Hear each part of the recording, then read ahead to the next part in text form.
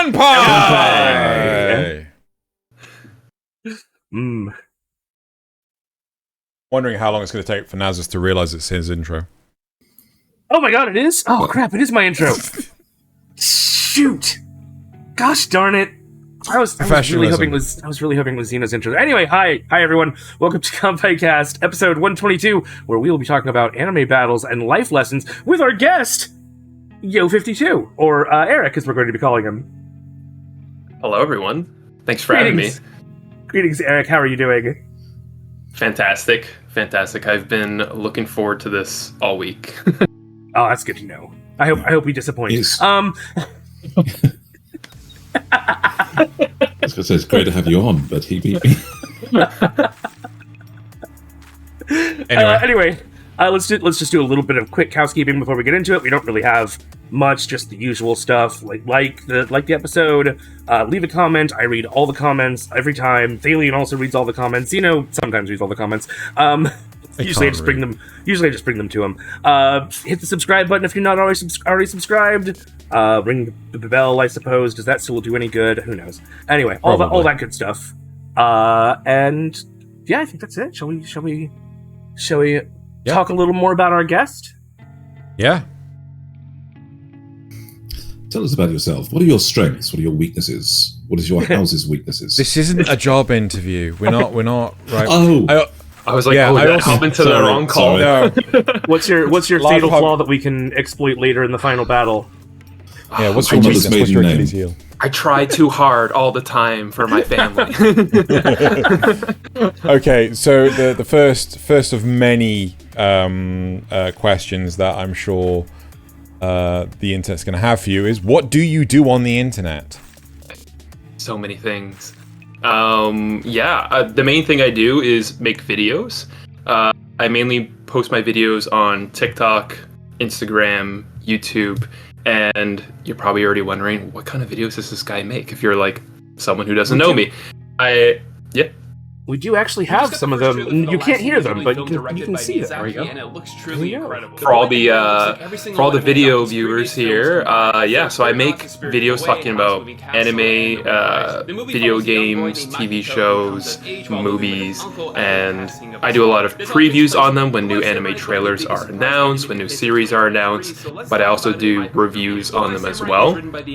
So that's mainly for anime, and then I'll do like gameplay previews, reviews for video games, and various things like that as well. So, like what's on screen right now, there's like the new Jujutsu Kaisen game coming out. So, I try and tie in a lot of like the anime and video game like crossovers as much as possible. But so I'll try to highlight some of my favorite things about the games. Try and give as many details like about the devs who have made the game, who have made the anime, what are the works that they've made on, and then I'll try and do think pieces on them as well. So, own personal opinions of the sorts. Right now it's like a YouTube video that's being shown of a recent game I got to play. Lovely game, Eternites. So sometimes I'll get contacted by companies to get an early copy of the game like I had for Eternites, so I'll get to play the game early and like do a review of it, which is nice. That's cool.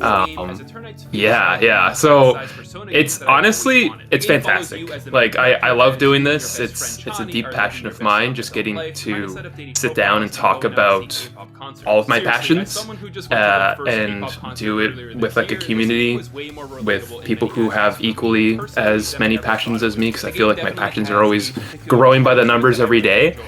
So getting to sit down with all of you as well is like pretty cool to just sit here for the next little bit and talk about anime. I feel like this stuff I could just talk about for days, so it's definitely my outlet when like no one else wants to hear about me chat about anime or movies or games anymore. I can kind of just go here and just like put it all out there, which is nice. So yeah, that is cool. Awesome. Yeah, he's just like us, but without the constant verbal sniping. So better. Yes. Okay, so I think you've said to us, and we've seen like the lower the thumbnail, the tags, name tags. There we go, nameplates. You're on Instagram, YouTube, TikTok. Are there any other platforms that you're on as well? I'm trying to think of anything. I think those would be like the main I mean, I think I'm on Twitter, but don't really post there as much, really. It's just honestly like I only really post there when I'm like, here's my new video out for YouTube, or here's my big new review. So that's kind of like the only time I'll really use it, but just makes sense. Reaching the wider audience. Yeah, exactly. But yeah, that would be the only other place. I used to stream a lot more on Twitch before I got very busy with my video making. Honestly, my video making has consumed a lot of my free time as of right now. So I'd like to get back to being on Twitch and playing games and chatting with people.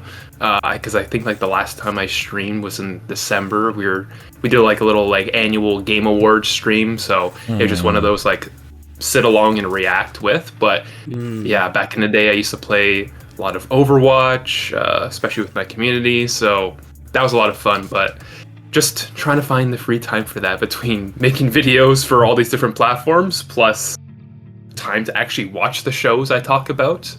Hire an editor. It helps.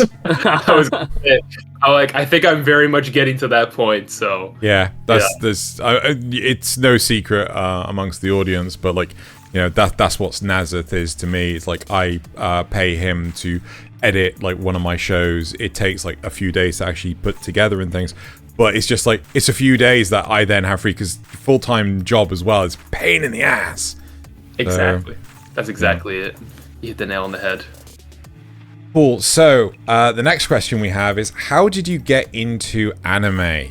So was it friends? Did you just randomly happenstance across it, or? Yeah. So like, you know, I grew up I'm a 90s kid. I grew up watching, you know, classics like Pokemon, Yu-Gi-Oh!, Dragon Ball Z, Digimon, all of those, but never really got into it until like much later in life. So like early university days. And basically it was my younger sister who got me into it, because she had always been super into it.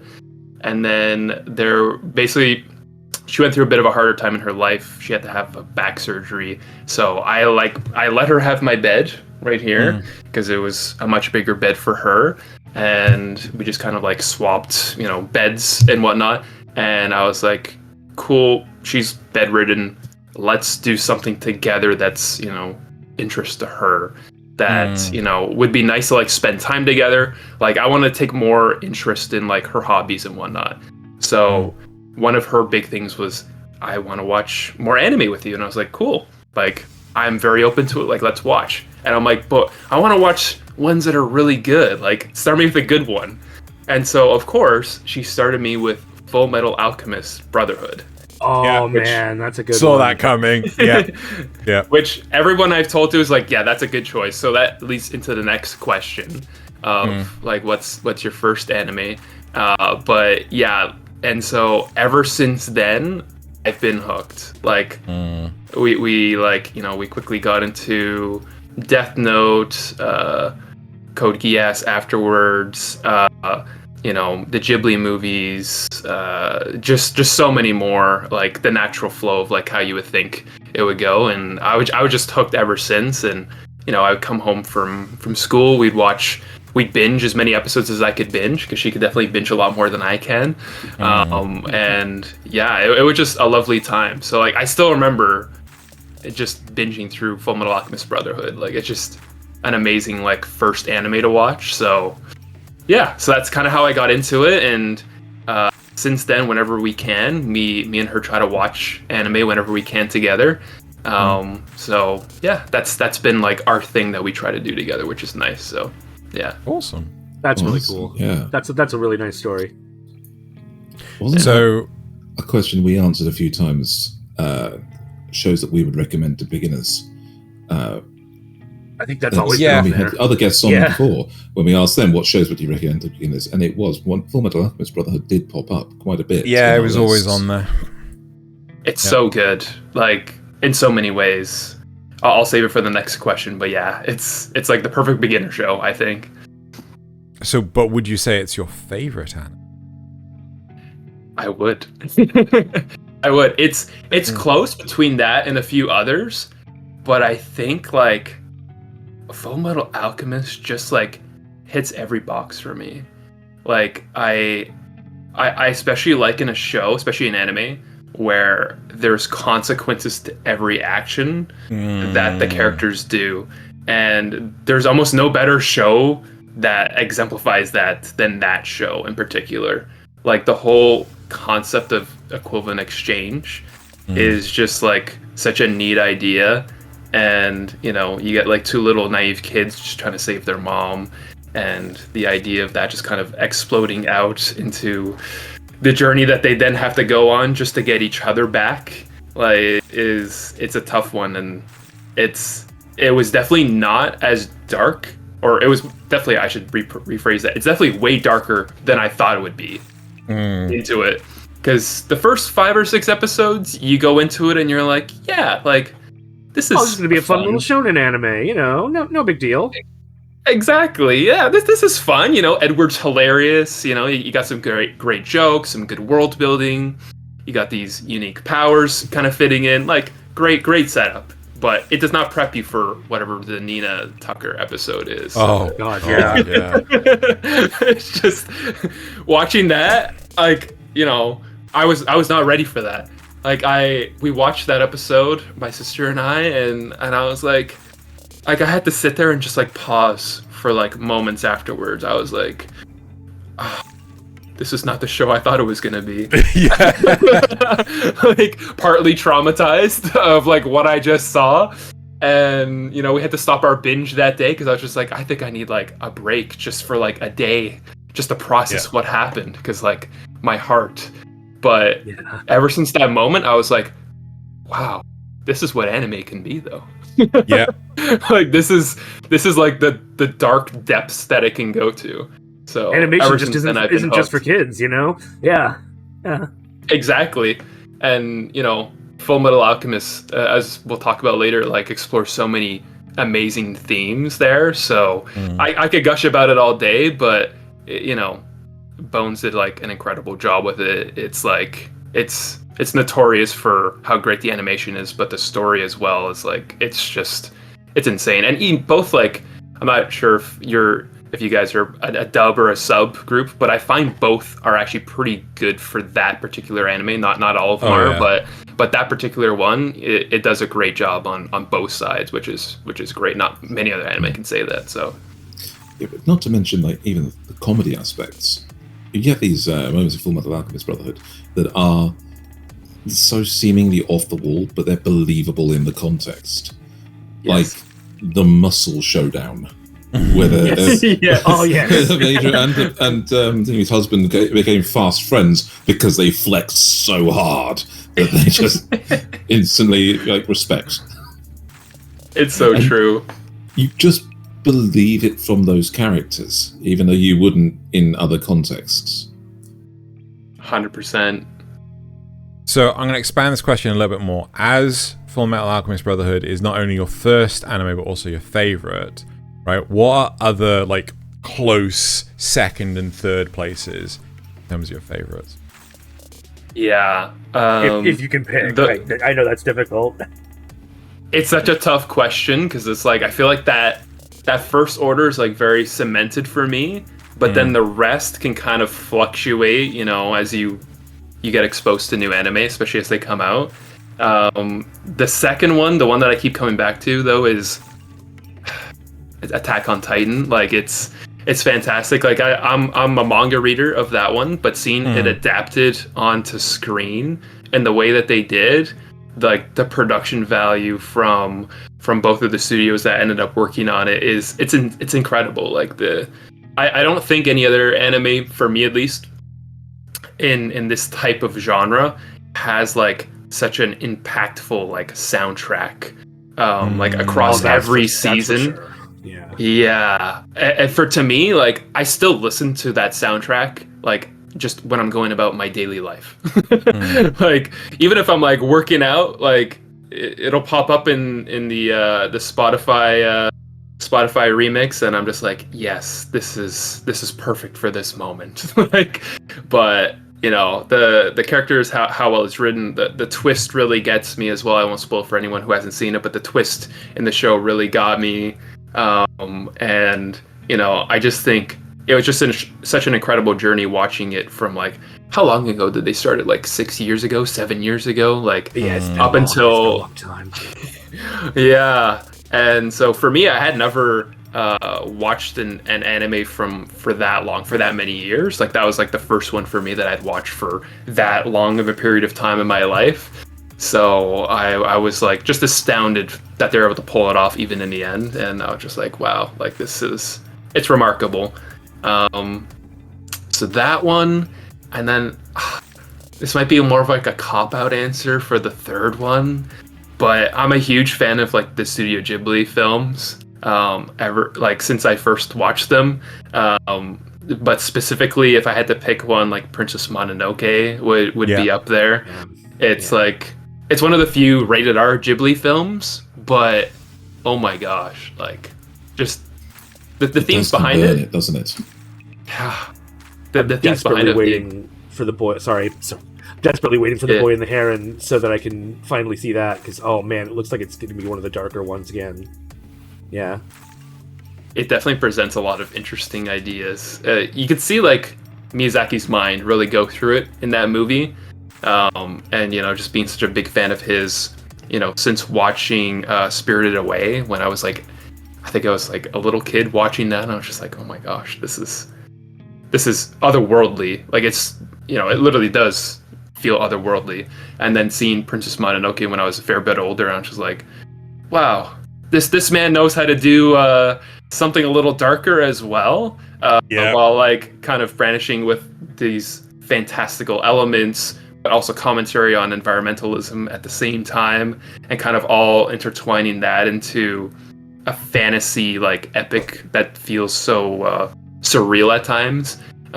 Amazing music in that as well as with all Ghibli movies, but that one always just stands out in my mind. It's like one of the few anime movies where I could just keep watching over and over again. It doesn't matter how many times I watch it. Like I could watch it several times and never get sick of it. Okay, now it's time for the hard question. What's an unpopular anime opinion you have? Okay. This is... People are gonna hate me for this, but I guess, it's part of the question. It's and I've never even said this opinion publicly, so it has to do with... You've heard it here, folks. I think this anime's a little, in my opinion, overrated for how people hype it up to what it is. And I love the studio. I love their previous works. I want to guess. Visually, it is fantastic. Yeah, go ahead, guess. Demon Slayer. You got it. It's when you said it's like visually fantastic. Like, I mean, I totally get it. Like, I really love Demon Slayer, but at the same time, it is just an action series. It's like, it's not particularly deep, but it was never particularly deep. No. Right? And but yeah. Ufotable, or however you pronounce it, is, I think they're an incredible studio, don't get me wrong. I think they're just doing the best with what they have with the source material. The fight scenes are always impeccable, the animation is always top tier, right? I even as someone who's I've watched every Demon Slayer episode that's come out because I love their studio. And I think they have fantastic animation, obviously, to coincide with the music on display. Yeah. But for me, I just always have a hard time with the overall plot, with the story, with the comedy, especially the comedy. It's a really hard one for me to really get into in that aspect. So it's really resonates for me. I think we were asked for our controversial opinions at one point, and mine is that you could take Demon Slayer out of circulation and nothing would change. Reason being that people that start watching Demon Slayer below a certain age forget that other anime existed before. They say, they did this thing, it's so amazing. But yeah, like the last 5 action shonens did exactly the same thing. And then people also watch those, and it's somehow this is amazing when before it was mid. Yeah, I was when you were saying this, I was originally, he's going to say My Hero Academia. He's going to say My Hero Academia, and then when he's like, and it looks gorgeous. It's not My Hero Academia. Wow, shots fired. What? I'm not wrong. I'm not wrong. Especially because you're like, I love this studio, and I was just talking about, it's crazy, but yeah, I do like My Hero Academia. Again, maybe more controversial. I don't like it maybe as much as everybody else does, but I definitely see like some great theming and writing mixed in there as well at times, and I can definitely see why so many people like that show. Not to say I don't see why people don't like Demon Slayer, because I do, but I could definitely see a little bit more to My Hero there, with like a lot more commentary on society and some deeper themes there as well. But and so I've watched majority of that show as well, and it's entertaining most of the time, at least, and aside from like a lot of those training arcs that they have in there. But yeah, Demon Slayer though, whenever they go to a training arc, I just have a hard time with that. I'm like, okay, this is gonna be 5 episodes of Tanjiro fighting a dummy, or trying to lift a sword, and I was like, okay, like this is what it is. So before Thaylien, we had another co-host, which was a friend of ours called Loz, right, and a really, really nice guy and everything. And at one point in time, we were talking to Nasuth, and we were saying like, oh yeah, we'll get Nasuth to watch My Hero Academia, and we'll get him to compare it to like One Punch Man things. We did the first 2 seasons of My Hero Academia, and we were watching it like a few episodes a night for a few weeks and things. And then we showed him 1 episode of One Punch Man, and he binged the lot in one go. And it's just like, oh, I need more. Give me more. I don't care the fact that season 2 shit. I mean, just give me more. That first season of One Punch Man though is great. It's incredible. Yeah, but it's because it's Madhouse, isn't it? Yes, it is. Yeah. I do want to give Demon Slayer credit for one specific thing. They did do one unique thing that we have not seen before in other anime. Other anime brought us like the angry forehead vein, the angry neck veins, the angry bicep veins. Demon Slayer is the first anime to give us angry thigh veins. I was not expecting that. Come on, that was it. That was the whole thing with the Nezuko pose, was the angry thigh veins. It's the first anime to ever give us that. So they have done something unique, and we have to give credit where it's due. When you started that, I did not think that's where you were going to end up. No, that's Thaylien for you. He likes to pivot like that. But right, shall we get on to our topic? We've got 2 smaller topics this time. 2 topics. So we have anime battle scenes. Hold on, let me double check to see what I actually wrote down. Yep, so anime battle scenes and action scenes, discussing memorable battles and action sequences, and then anime and life lessons, discussing the value of life lessons learned from anime. So what you're the guest. What direction do you take first? You want to take the battle scenes or the life lessons? Let's go with the battle scenes, Cool. I feel like everybody loves a good battle scene. Boy, yes. A good list of them today. A good list of anime for battle scenes. Oh, I binged Blue Eye Samurai because of your recommendation for this list, and I'm glad I did. Oh yeah? Oh, that's amazing. I have not. Tell me about it. So, you can go ahead with it if you want. No, you go ahead. No, I would love to hear what you think of it. It is. I think it's an incredible show. For those who don't know, Blue Eye Samurai follows this. It's set in the. I'm trying to remember what period it's set in, but it's set in a period. The late Edo period, I think.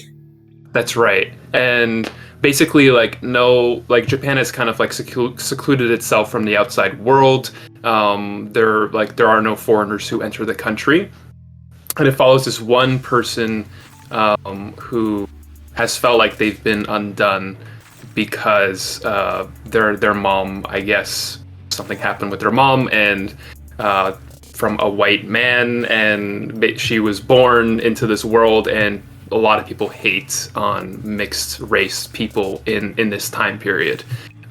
So she's part white, part Asian, and she has blue eyes from her white father. And so the other stigma is that she's also a woman, because in this period, women were very much treated like similar to property. Exactly. So I think it's a fantastic show because, you know, it really showcases a lot of that, like you were saying. But on top of that, it's like, just because kind of people pigeonhole you into one thing doesn't mean that's necessarily what you have to become.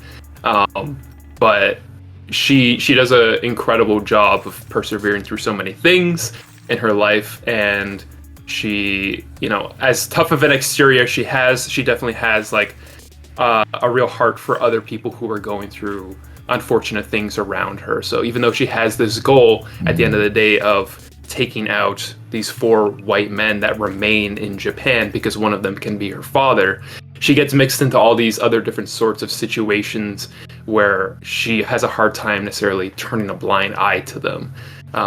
And so one of these situations leads her to, I guess there might be a different name for it at the time, but it was kind of like a brothel with all these different women. And she basically has to do a favor for someone in order to get to her end goal. I won't spoil too much of the show for anyone who hasn't watched it, but she has to do a favor for this woman who's leading this brothel, who has had one of her girls taken by another power in this town.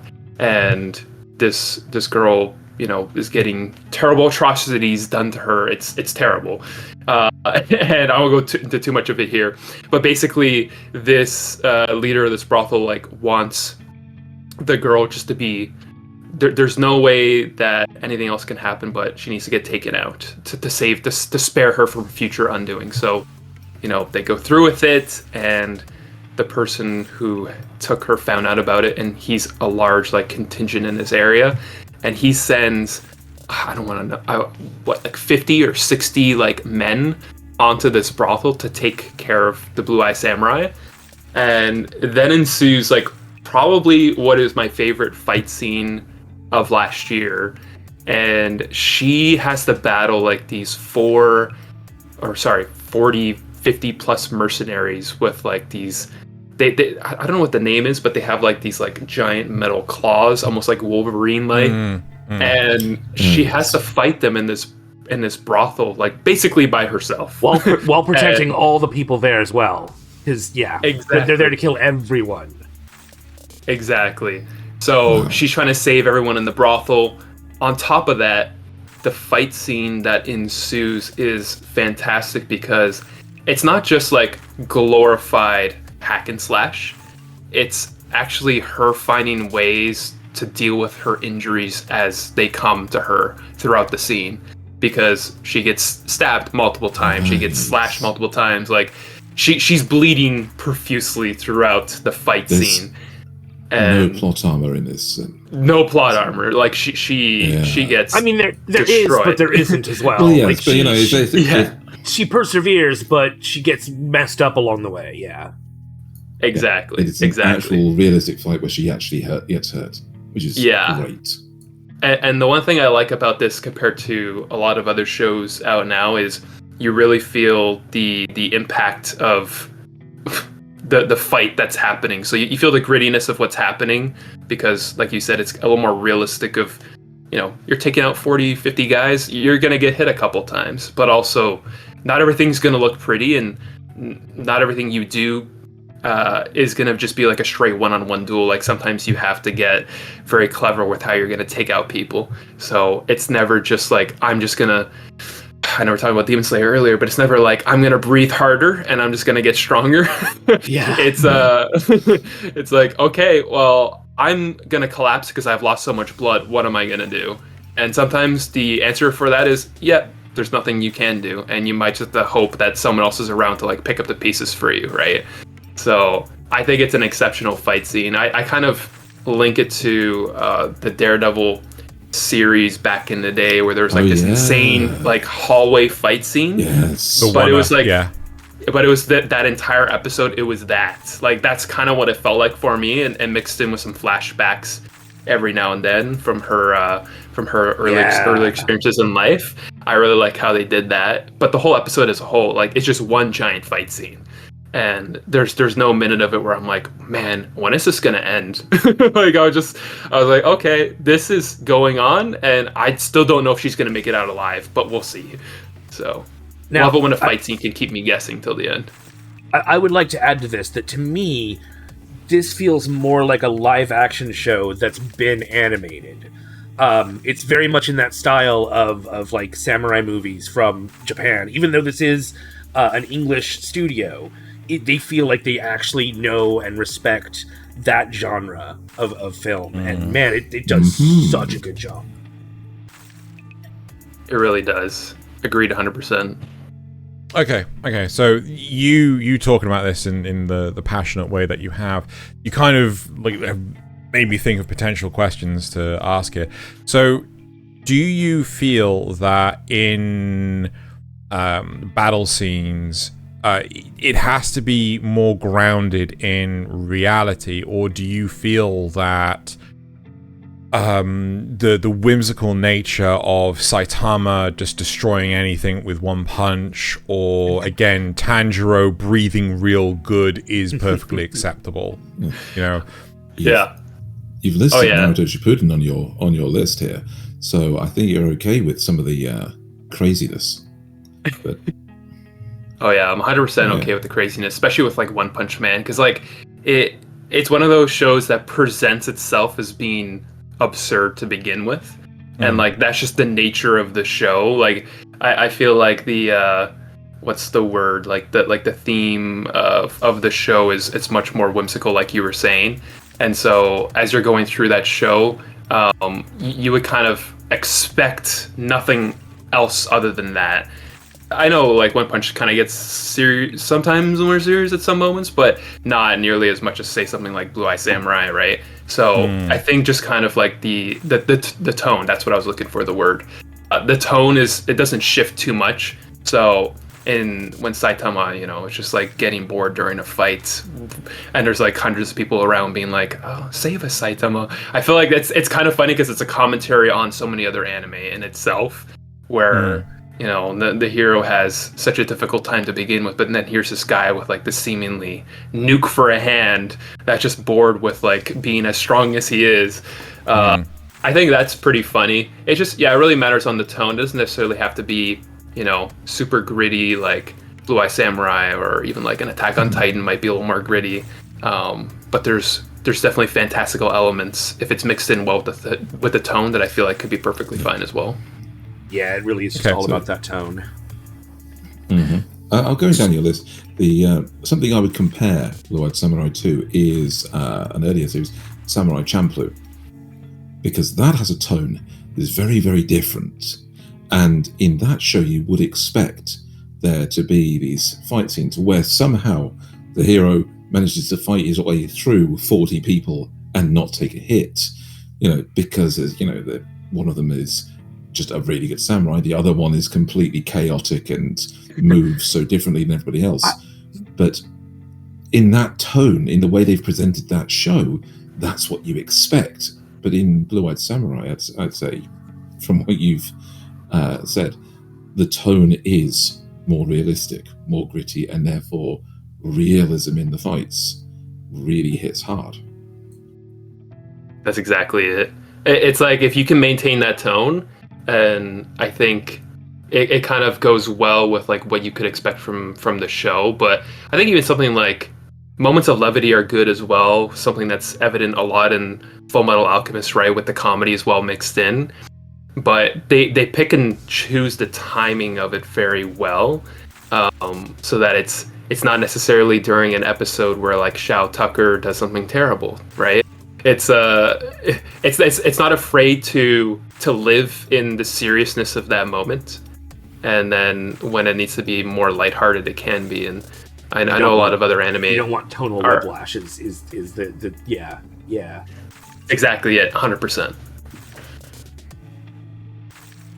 Okay, so how do you feel about shows where kind of the combat is more second place to the narrative nature of the show? So it might seem daft to point to this one, but I would say like Kill la Kill, right? Kill la Kill is your classic hero journey, revenge story that you want, and realistically, the fights are, if anything, just JoJo poses, just sprinkled in to, like, how does that make you feel?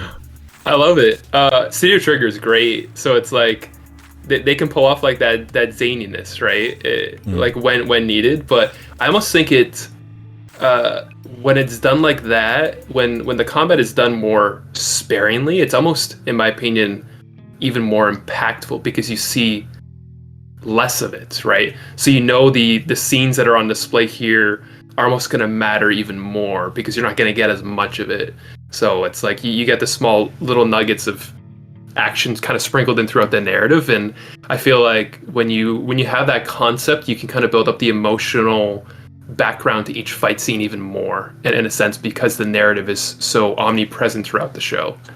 So I almost prefer that, but unfortunately not every anime goes with that, and that's fine as well. But I do always appreciate when a fight scene has a lot of emotional like aspects behind it. Yeah, it's almost like it's less that they're fighting and more about what's going on, internally Because and thematically and yeah, that sort of thing. Exactly. I love that. I do love that. Yes. So I saw something down here, and I have to think, thinking of like sparse action in a show that's a little bit more serious. When did you get into Trigun?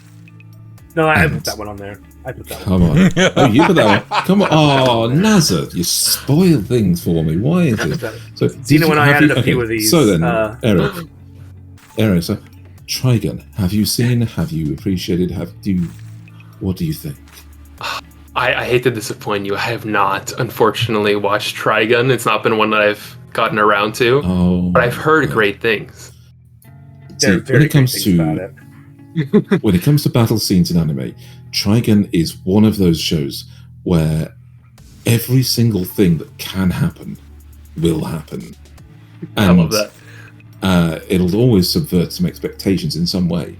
But then you get these perfect hero moments of Vash the Stampede doing something to save other people at the expense of himself, or using some absolutely unheard of bit of trick shottery that somehow manages to save the day.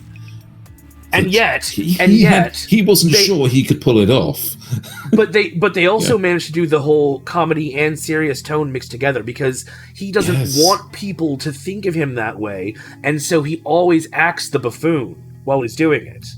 Yes, which is great. So you will never see a show. Full Metal Alchemist had a little bit of this, right? But you'll never see a show where the protagonist literally crawls around and impersonates a cockroach so he can't be killed. That's amazing. Like crawling on all fours like a cockroach to try and get away from gunfire, just to try and basically, you know that nobody else can see him, but he's acting ridiculous because that's just his way. He wants to be ridiculous about this. He wants to be the good guy, the funny guy, the one that makes other people laugh, and the one that brings love and peace. And but it's also a tragedy, which is great. It's just got everything. That's this awesome. man has been through so much, and Nasuth hates the reboot. A bit of the story is expressed a little bit better in there than it was originally. The original is so good, and needs to be watched by more people. So if you take away anything from this conversation, add Trigun to your list of shows. I was gonna say, given what we've talked about so far and when you threw it in there, I think it'll have to go next on my queue. The dub is very late 90s, but it's not terrible for that era. Pretty good, to be fair. No, it is pretty good, to be fair. You know, you Got a lot got of Johnny good Ong actors. Bosch as Vash. Yeah. You know, so okay. So I want to kind of pivot away from your list that you provided us ever so slightly. First off, I just want to ask you a question. Have you seen? I can't believe I'm going to ask this. The Eminence in Shadow. No. Okay, good. We can scrap that question entirely. Good, right. So, why did you put Chainsaw Man in your list? Oh my gosh. Chainsaw Man, I feel like needs to be on there just for like Mappa in itself. Like that studio is insane. The one scene that really like sticks out to me is when I'm forgetting the demon's name that they're fighting, but the guy with the giant sword for a face. And they're like fighting on the train, and then it just ends in like the most brutal way with like characters just disappear, like literally disappearing at the end of it. Yeah. I think it's the Bayonet Devil, I think. I can't remember. I know it's got bayonets, like, you know, coming out of his body and things. Akin to Denji with the chainsaw. And what's his name? Alexander motherfucking Anderson. He has bayonets for days. You and your Helsing references. But have you, out of interest, read Chainsaw Man? I have. And I think I'm about 3 or 4 chapters behind. But like where I'm at, I did not expect it to get to this place. So I've only read up to volume 11, which is up to and inclusive, which is like the end of this arc. You know, the anime doesn't cover it all and everything. But I'm interested to know, how do you feel about the depiction of the combat in the anime versus the manga? Do you think one did better than the other, or do you think they're about on par? That's a fantastic question, actually. I think, like, for me, and this might just be like a personal like bias that I have, but I definitely get more out of the anime visual medium when it comes to fight scenes than I do like the manga visual medium, if that makes sense. Maybe it's just my brain, the way it operates. I can't kind of picture like the flow from one panel to the next panel as easily, whereas like in an anime it's done for you. Like the imagination is kind of taken out of the picture. Like it's like, yes, Denji was here and now he's here in a blink of an instant in the manga, but now you can see the flow of how he got to each location in the anime a little more seamlessly. So this is really cool, because like my preference is the manga, because I feel that there's a more guttural, visceral portrayal of the combat than there is in the anime. Yes. I feel the anime is too clean. It's too pristine. Like the backgrounds are just missing in the manga because it's focusing on the combat. But you can't get away with that in an anime. You have to have depiction. The gory mess that Chainsaw creates, that he wades through his enemies in the manga. Because Tino showed us some of the scenes on the show, just to try and compare, and it's just stark how separate those moments are from anything, because there's no background. There's all the concentration is on the characterization. And he's right in a sense. It does lose a little something of that by having these living backgrounds that are set against the scenes. But at the same time, does also gain that fluidity and stuff with it. Yeah. Yes, which is necessary for a lot of combat. You need a lot of the actual movement to really express how violent some of it can be. Either way. Cool. Yeah, that's a great point though. I never really even thought of that. Like it's almost like the detail of the world in the manga is like, it kind of expresses like what's the word? But it's definitely much dirtier. Like it's raw. It's unrefined. Yes. It hasn't been unrefined. processed. So yeah, I mean, I love Chainsaw Man. I got so happy that it's getting a movie.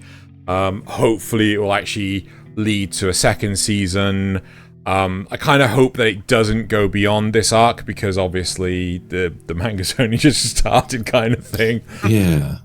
I think I'm waiting for Tuesday, because I think the 14th volume comes out on Kindle, and I'm like, yes, I'm gonna read all 12, 13, and 14.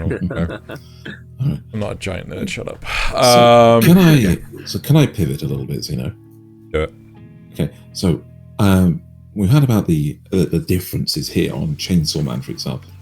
Mm-hmm. But what's your take on, because you've got Naruto and Naruto Shippuden, and one of the really iconic things about their action scenes is that some of them are done specifically for the technical things, trying to show into these ninja games where they throw shuriken out and kunai out to do a specific purpose, a distraction, and then make a bit of taijutsu and a bit of ninjutsu to try and get a goal.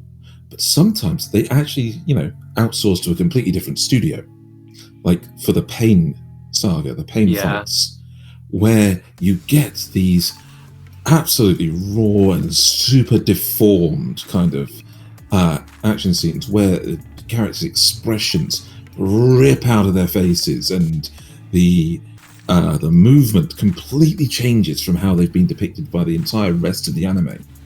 At the same time, they are really epic fight scenes. They're genuinely like breaking the earth apart and throwing a meteor at people kind of action scenes. But they are such a big detachment from the regular animation style. So what's your take on that? I honestly, when I first saw that, I think it was, I'm trying to remember the first time it happens in Naruto, but it was shocking, like, to me at first, because I don't remember watching too many anime up until that point that did that specifically, in such like a big departure from like the animation you've already seen on display throughout the series thus far. I'm not sure like how many episodes in it was, but it felt like it had been some time, right? So you got really used to a certain style, and then there's maybe like a scene where he's fighting Sasuke or something like that, where Naruto's fighting Sasuke, and you're just like, yeah, this looks different. what happened here? And I was honestly shocked at first. I was just like, it really threw me off. I was like, this is, it almost felt very like sudden, like it was almost jarring at first. But the more they kind of did it throughout the series, I was kind of like, okay, I don't mind it as much. I could see that there's a place for this, because kind of like what we were talking about before, there's more fluidity to the action than kind of what was being represented from the series prior to that. And I don't know, I don't have as much of a animation background, but I'm not sure if that has to do with like the studio itself or the style of animation that they were doing prior, that it might have to do with like maybe the studio's a lot better at these faster paced action sequences, or the style of animation might suit it better. But I think it works in a few instances in Naruto really well, that I kind of didn't mind it by the time like it had been incorporated into the show a few times. And I was almost sometimes look forward to them, because I'm like, oh, this animation's a little different. We know we're gonna get a really big epic battle scene for the next episode or two, maybe more. I do wish that there was that detail still kind of put in, because Naruto notorious for like having big pauses between their action sequences at times, to have like whole dialogue diatribes shown out and kind of drawn out. But yeah, I will say it was always something that threw me off at first, but something that definitely grew on me a little bit more over time. But I think if I could choose, I would love more of the consistency between the animation kind of throughout it. Like something like Chainsaw Man, for instance, like you could tell like just Mappa did all of this. But with that stuff, I just wish, I know action sequences are hard to do, so I get maybe why they might have outsourced it. So it takes time, money, and and all of that. So, but in an ideal world, obviously, we give the animators as much time as they could do, as much money and backup as they can to make the best product. But yeah, long-winded answer. If only we could just throw so much, like all the money at animation studios. Right? I kind of have a similar question, unless you have something, Xeno. Well, I just to reaffirm, like I think I know where you're talking about, because it happens around like episode 150. We're talking about basically when you know, all the shading is just gone, it's all flat, and you know, they're just trying to animate it so it's more action packed than just standing there and, you know, maybe JoJo throwing a punch kind of thing. That's what we're talking about, right? Because we do kind of see that a bit in... Wait, I think Thaylien says no? Does Thaylien say no? It's kind of. So, let me just link you this particular image that's noised about. So I bet I know which one it is. That the audience will not be able to see. Yes, clearly. Where are you putting it? Oh, I think he's put it... Oh, no, he's put it here. Okay. Yeah, he's put it in the group. Yeah, in the group. So, that is... Yeah. Oh my gosh. Yeah. So, I'll see if I can add this in post. That is the image that I thought you were referring to. But yeah, so it's basically where characters lose their form in order to help. Model. Yes. It's almost like the Looney Tunes super deformation that you get from, you know, but also the same one that gets done in really good. As you mentioned, Aric, that you played a lot of Overwatch. Now, you may have noticed in a few of their highlight animations, they do this. They do the smears to the actual CG models.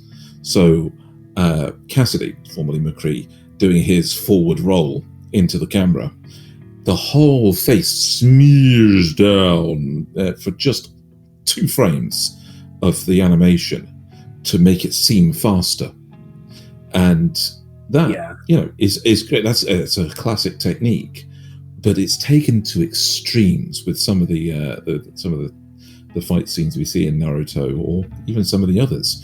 The same style is used for several shonen anime when they want to get a really good fight scene. Yes, they that's seem actually to outsource what the I wanted to same go kind on of to. style. All right. Okay. So let's say something like Jujutsu Kaisen, where it is, I think it is all the same studio, but during the fight scenes, especially in season 2, the characters would go way off model, and you'd get these crazy proportions and all kinds of stuff like that. How do you feel about that when you know it's done by the same studio, but it still changes the style? Good question. I think that one's a harder one to kind of pinpoint, because I know that a lot of the animators have come out with that particular studio, specifically around season 2, and they've kind of spoken about a lot of the animation being unfinished, and it kind of almost feels like it is unfinished in certain scenes, in my opinion. As great as the show is, I love it. Like, it's fantastic. But there are certain scenes where, during the Sukuna fight scene in particular, where it's just like cells, almost like blurs of like things just like getting bashed through a building at times. And you're just kind of like, I think that's Sukuna, because it's like you got the colors, but that could be anything. That could be anyone, really. Yeah. So I definitely do not prefer when it's like to that extreme. That's like the most extreme of an example I could think of. Yeah, even in like the Hidden Memories arc, though, when Gojo is fighting, you still get some of that. But I don't think you get the actual individual cell stuff as much, but you still get that off-model fighting. Yeah, I mean, I certainly feel the whole they never finish the cells, because it feels like at the end of the series, and I'm not going to go into any detail of what happens in the series because I don't want to spoil anything, but it does feel that Itadori never goes back on model, right? It feels like, it's like your head is fatter than it should be. Why haven't you refined? Okay. Doesn't feel right. Let's put a note in that. So, he did get punched through a building. Not at this point. We've seen a few things like Sasuke gets punched in the chin by the eight-tails Jinchuriki, and his chin is permanently flat after that. And of course they did him a favor, but at the same time, we've seen characters go through transformations like that. So that may be his new model. Anyway, just a Funko Pop.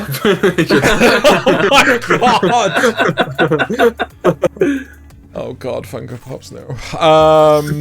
Why is it that Yuji would really just embody the Funko Pop ideals? He would. Okay. Right. We've spoken about battle scenes. We do have the other side of this, which is the life lesson. One more before we go. Go on. One more battle scene, because I think you cannot mention battle scenes without one show or one movie that every man that sees it wants to be in that fight scene. Where is he going with it? Cowboy Bebop knocking on Heaven's door. Oh yeah. Okay. The corridor fight scene with the mop. Yeah, or the broom or Every whatever man watching that, and half the women watching it too, want to be Spike Spiegel in that scene, because that is so technically brilliant and also so iconically Spike Spiegel that, come on. That's wrong. That That's shouldn't the be wrong there. Cowboy Bebop. Oh no!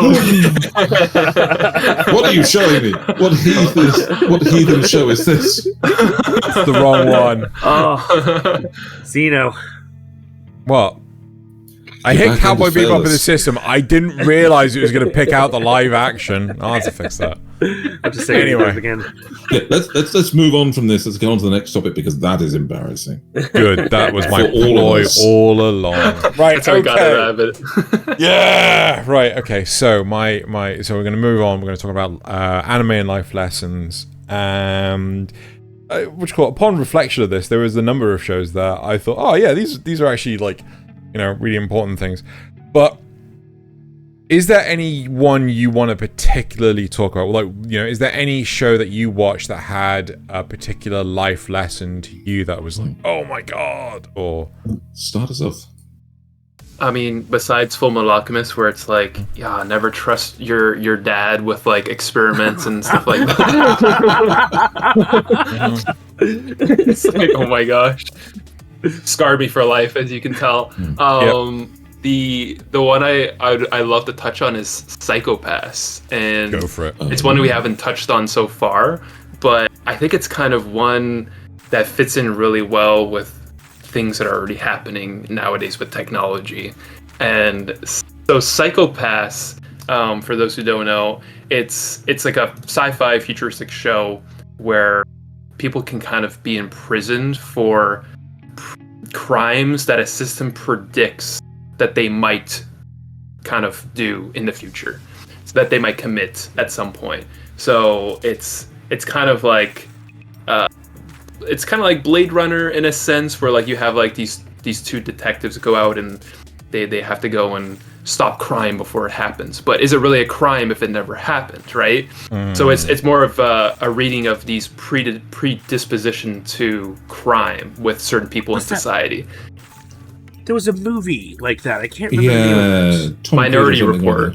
Yes. Minority Report, that's the one. Yes. Yeah, it's pre-crime. And I think it has exactly, and it has a great commentary even on that movie as well, which I think is also a very interesting look at life. But I think the lesson part that I'm getting to here is it's that we'll always have technology evolving at a certain pace, and it might always be at a pace that we might not be able to keep up with as a society, and that's kind of scary in a sense, right?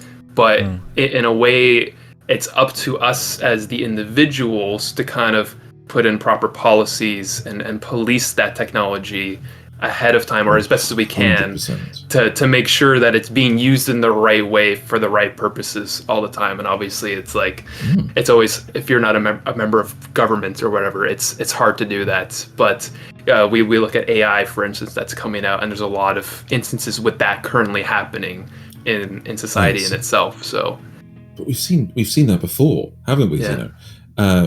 Before AI, before that, we've seen what happens when we don't put the regulations in place.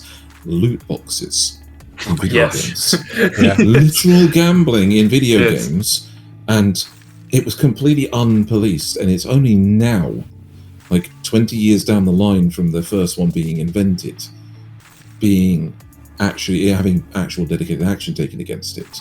With countries banning them or legislation being put in place.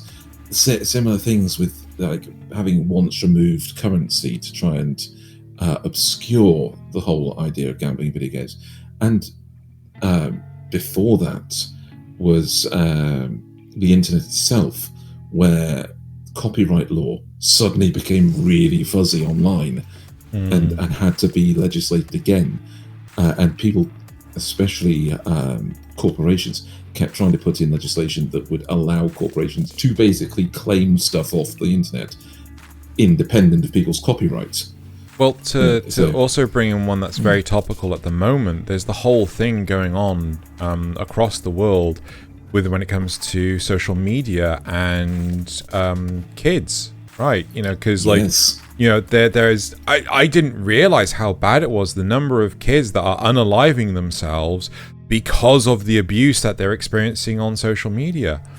And like I'm not a parent. I can't claim that I would do better, but I would hope I would do better being in the field that I am, being a web developer, and just go like, no, you're below this age, you're not having a phone. I don't care. I'm not giving you one.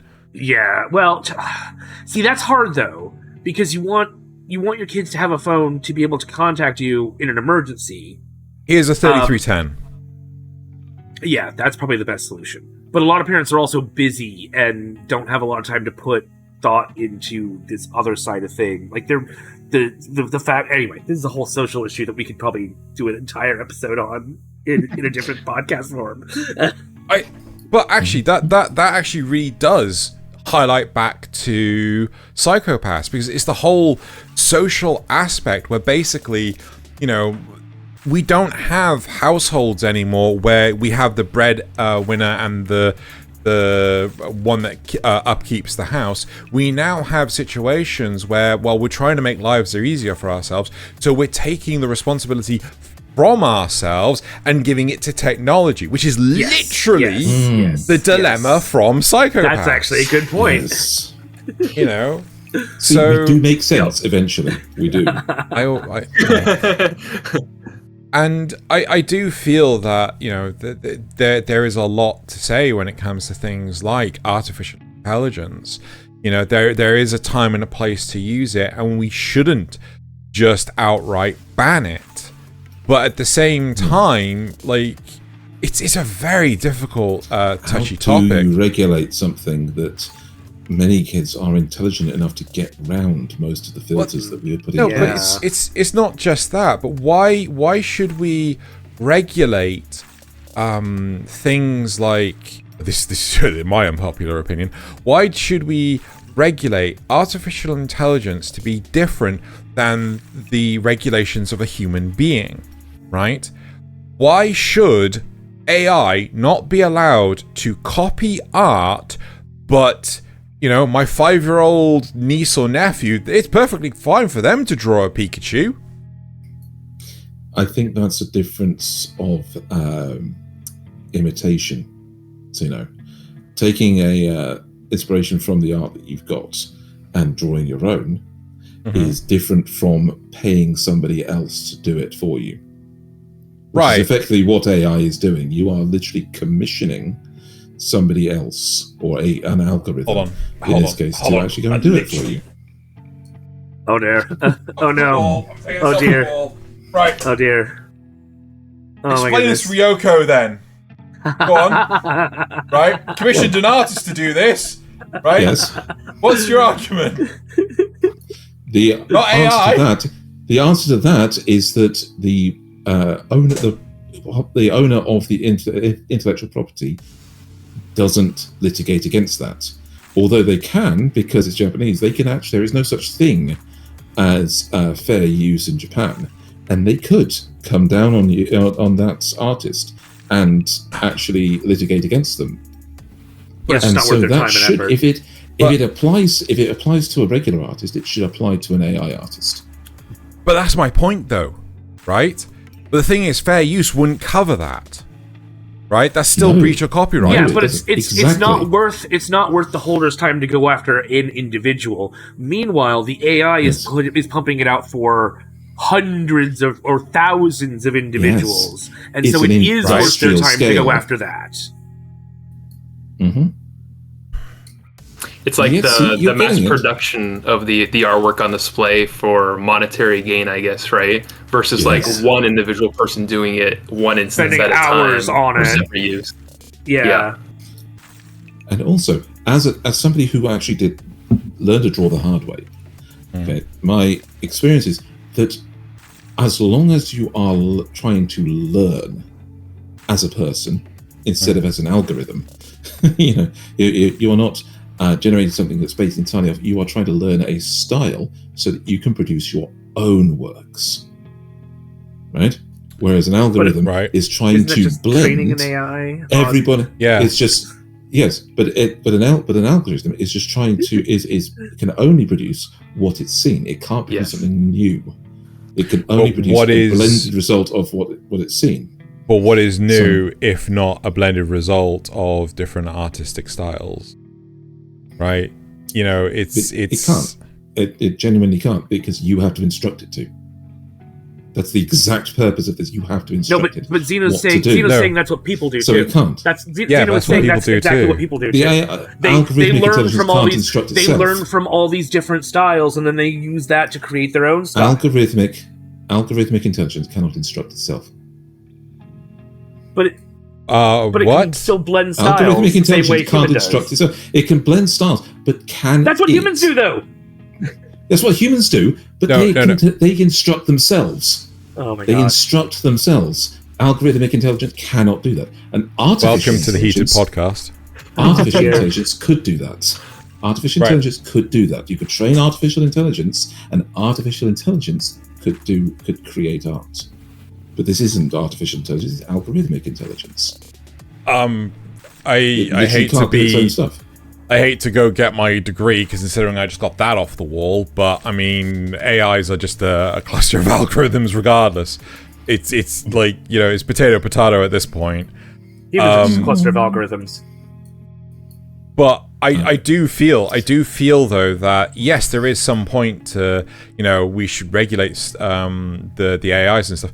Maybe it's a simple case of like, you know, you can't have AIs that can be engaged with like ChatGPT, where it's what's called software as a service. You know, you have to pay a subscription online to actually do this. Maybe it's a case of you have to have the AI running locally. So you have it running on your computer, and you know, it's your engagement with that AI that is influencing it. Yes. So it's more of on an individual level as opposed to just a singular, you know, service. Does that make any sense? Okay, let's take this on another step. Yes, let's get back to Move the on from anime. this a little bit. Okay, more is a thing. Okay, Yeah. For regulation purposes. Okay, if left on their own devices, companies which are out for profit and profit at any cost will take choices that are completely against their own user base as a For profit, as a yeah, of service. course. Yes. Yeah. So, for example, Ubisoft recently released a statement that they want players, for their clients, to get used to never actually owning a game and releasing it. I mean, Which just has read the gone down EULA like of... gone down like a fucking lead balloon. Yeah, but if anyone's read the EULA of like the Xbox 360, like no one's owned a fucking console in God knows how many decades. Yeah, that's true. Like this isn't new. So, and this relates to Psychopaths somehow. Taking it back to Psychopaths, if you let people develop tech and develop their own ways of operating without regulation, without proper consideration for how it impacts humanity, the actual people that you're going to be dealing with, it leads to things like Psychopaths. It leads to things like cyberpunk. You know, as a thing, without having those considerations built into a system when it's developed, you lose that. I do feel though that we're getting to a point. This is in the positive, right? But I do feel that we're getting to a point where technology is advancing so damn quickly, there needs to be a faster way to introduce regulations. Look at the whole NFT cryptocurrency bullshit, right? It's like, I'm so glad when China turned around and said, like, yeah, we refuse to allow cryptocurrency trading within our country, right?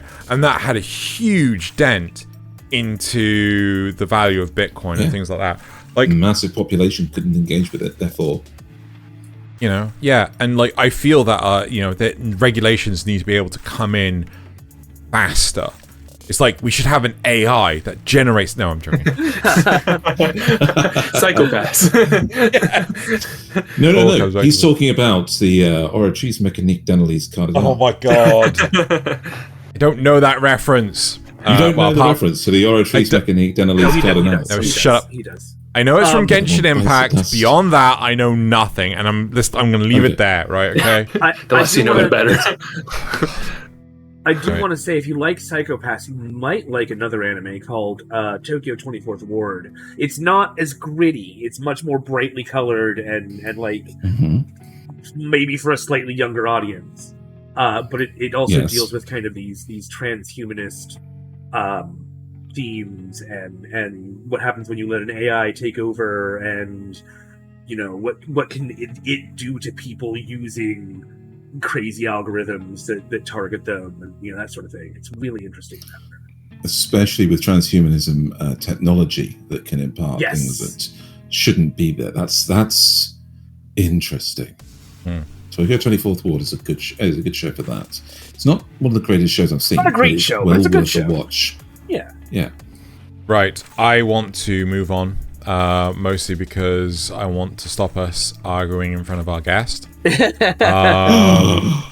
But I mean, maybe that's what he's here before. Maybe that's why he picked Psychopaths. Maybe he's trying to stir us up. But there's one show that I kind of want to really highlight as, you know, a show with a life lesson, and that is Ranking of Kings. Right. I was wondering which one this one really speaks volumes to me. Right.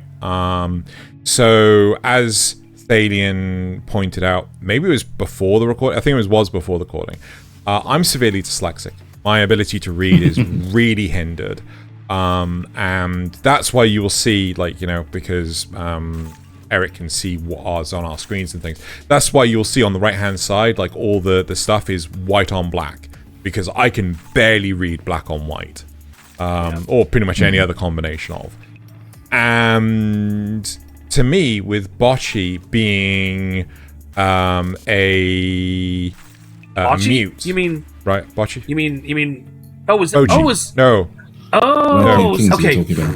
Sorry, for a second I thought you were shifting to Bocce the Rock, and I was like, wait, what? What we're talking about? Oh, Bocce. Right, okay, it sorry. It is Bocce, isn't it? I didn't realize his name was also Bocce. Yes. It is, isn't it? I don't know. I haven't watched it. I haven't had a stroke, have I? No. Anyway. You must have done that before the stream. I'm pretty sure it's Bocce, but regardless. You're right. Yeah. So the whole thing is that he is I think he's weak. He physically is not strong. He's not capable. I think he's deaf and he's mute, right?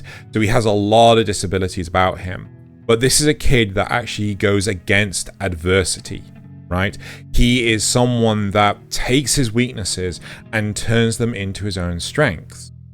and comes out on top and becomes the ruler. He inherits his father's kingdom, and it is so damn incredible as a narrative, right?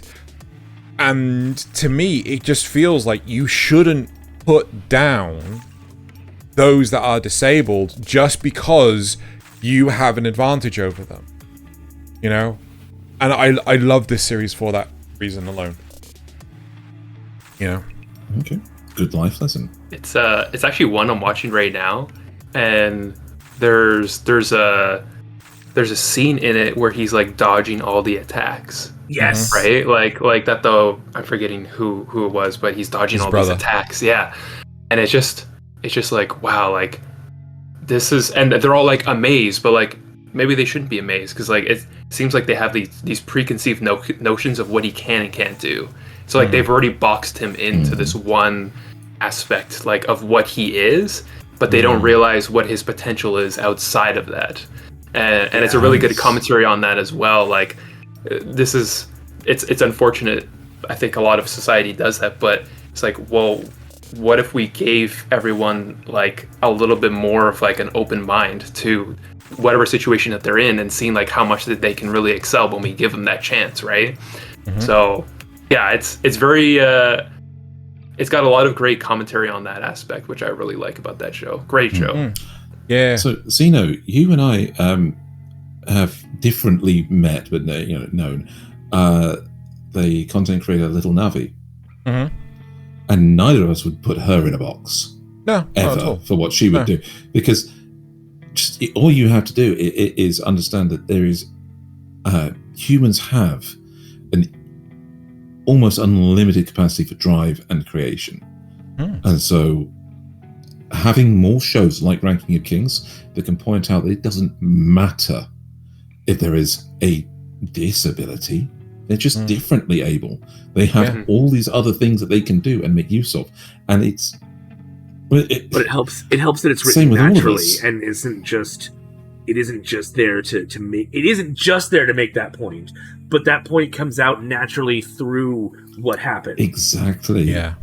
We need more shows that talk about these kind of things in that way, where it is just part of the scenery. One, I'm not sure that either of you guys are watching, but I don't know about you, Aric, if you've been keeping up with shows from Vivzipop, Has Been Hotel and Hell of a Boss. Those ones across your desk? No. Well worth the time. Okay? Yeah. They are fully independent, is Vivzipop, and she does these very, very funny shows. They fall into that American anime style of thing with the amount of action and vivacity in the way they actually work. Very musical too. And they operate on the basic concept that all of these things exist, and therefore they're going to be part of the show. And therefore, the moments with them are more powerful for the message they send, not for the overcoming of any differences. They show that it doesn't matter the context of the background of the character, only what they do, only what they actually achieve, and what messages they actually give you, and what lessons you can learn. Okay, because everybody's different. Everybody has these basic parts that can be different from each other, and as long as we acknowledge they're there, the message is more powerful, because it doesn't matter who it's from. It normalizes it, I think. Yes, definitely. That's a word that I should have used, is normalizes. Normalizes that everybody has potential to be anything, regardless of what their background is. Yep. And yeah, that's why I like Ranking of Kings as well, in that sense. That's also why I put Tengen, Toppa, Gurren, Lagann in the list, which just came up now. Excellent. It very much teaches that lesson too, where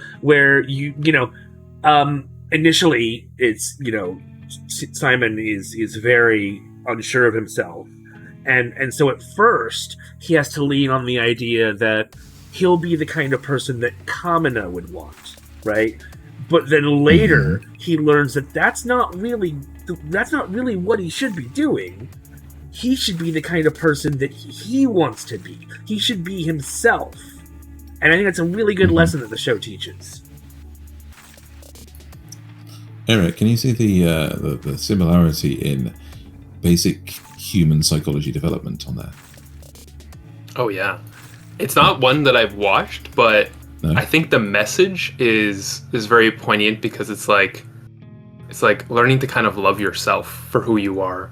I think is a big message that I think a few different anime hit on, but it sounds like Gurren Lagann hits on that like with a big emphasis, right? Well, not quite. Yes and no. It's also kind of about the indomitable human spirit and how people will always strive to get to the stars, and as a whole. Yes. But it is also with that theme. Yeah. So what Nasuth mentioned here is that as a character, Simon the Digger goes through basically what children go through to become people, because we have no context, we have no confidence, we have no framing for the world when we start off.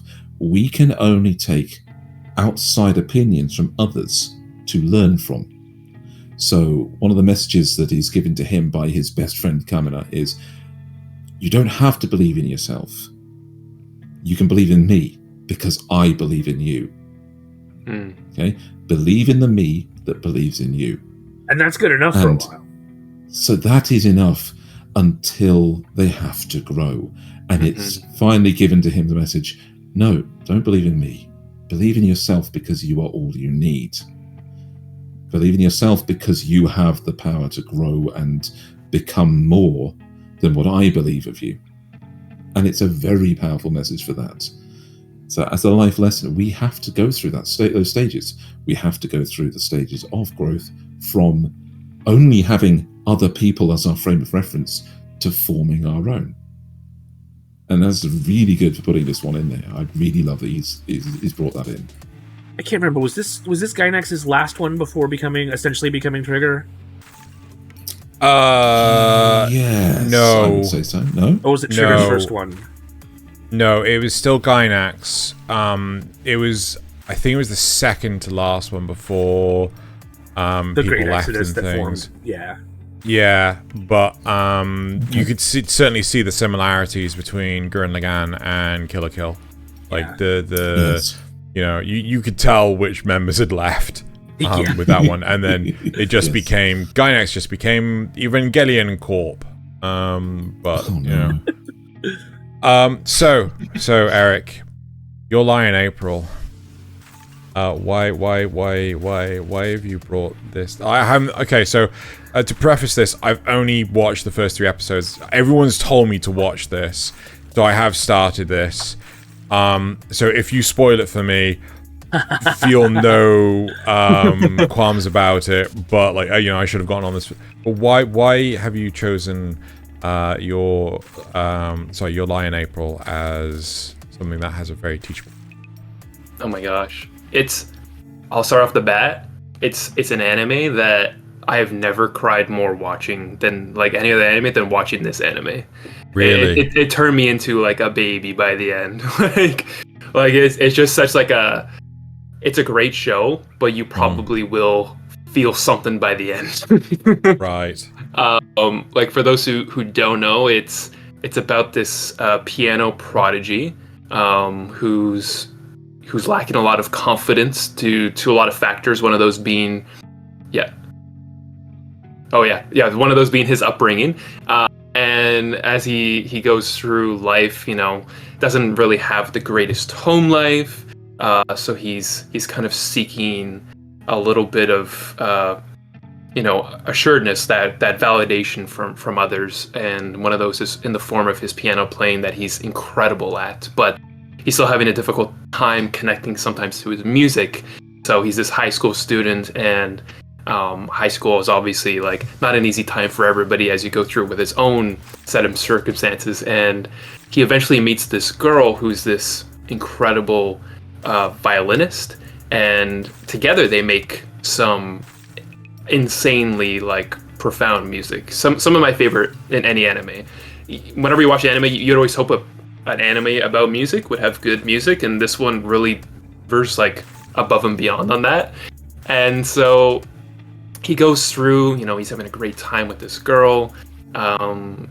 He's like really starting to get happiness back into his life a little bit in many ways, as he's learning to like kind of relearn to love music from this girl who's already so passionate. And she seems like she has like such this carefree kind of vibe about her as she goes through life. And then the thing is, you learn that this girl unfortunately doesn't have very long to live. She has like a terminal illness that she's dealing with. And oh shit. And it's like the thing that is almost like giving him hope in this life.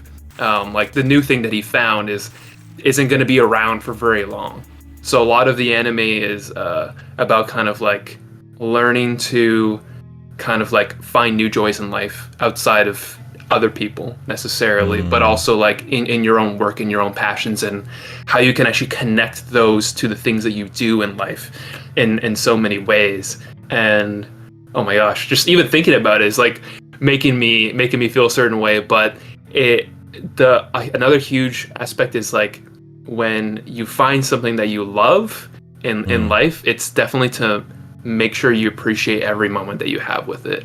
And I know we can all probably relate to that in some aspect. So it's one of those where I was just like, yeah, weeping by the end of it. It's a anime full of color and vibrance. You would never suspect that it would make you feel as sad as you are by the end, because as you see on like display, like it's so colorful, and the music's so incredible, and the characters are so joyful in so many ways. But the messages that are there are so much deeper than I ever would have suspected, and it's done in such a masterful and beautiful way, in my opinion. Damn, I'm not gonna just lie. Another rom-com, and then it turns into something serious. That's pretty cool. Yeah, I'm not gonna lie, because like I was 3 episodes in, and then you just dropped that on me. I'm like, fuck! I feel myself tearing up a little here. Damn. Shit. Oh my god. I think we've got time for just a few more. I don't know if any of my co-hosts have any that they want to talk about. So I love the show, so I want to know who's put Fruits Basket on the list. I did, because I knew you were going to bring it up. Ah, monster. Have you watched Aric? This is one my sister keeps trying to get me to watch, because I've heard it's great in a lot of messages that it has. The original anime came out a while back and did not have enough material, or didn't have enough funding to go on for the full length of the manga, and therefore kind of finished a little bit weirdly. The more recent edition, this one we're looking at up here, actually filled out the full story and did an amazing job with it. And you have so many different lessons to learn from this show. It centers around a very isolated family, the Somas, who have a unique curse, okay, where members of their family are born with a curse that they are part of the Chinese zodiac, the actual, the 12 animals of the zodiac. And when they are embraced by a member of the opposite gender, they physically turn into one of those animals. And it seems to be a little bit dependent on personality. We learn at some point the rooster actually turns into just a bird. The Chinese dragon is a seahorse, and so has to be dropped in water to make sure he survives. But our protagonist is Toru. There, she is basically abandoned by her family. She's an orphan. Her mother and father died, and when we first meet her, she's living in a tent in the woods because her grandfather had to have his house remodeled, and she didn't have anywhere else to go. And she just said, "Hey, that's all right. I'll just stay in a tent. I'll be fine." And she gets back to her tent one time and finds that it's been buried in a landslide after some rain. But it also turns out that she's living in the back garden of a little branch house from the Soma family. And there are two people living there, the Chinese zodiac of the rat and the Chinese zodiac of the dog. And on meeting them, of course, it's a bit of a meet cute, and she accidentally transforms them into animals, and thus the adventure begins. It's a very heartwarming show. It talks about the way that how much it can impact you having a family that doesn't support you, or having a family that has expectations on you.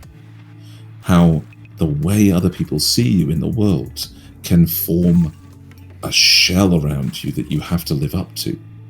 Whether you are a perfect prince with the abilities beyond what's expected of everybody else, and you have to get straight A's and be good at sports, or whether you are expected to be the wild child and everybody looks down on you because of your parentage and because they're expecting things to go wrong with you.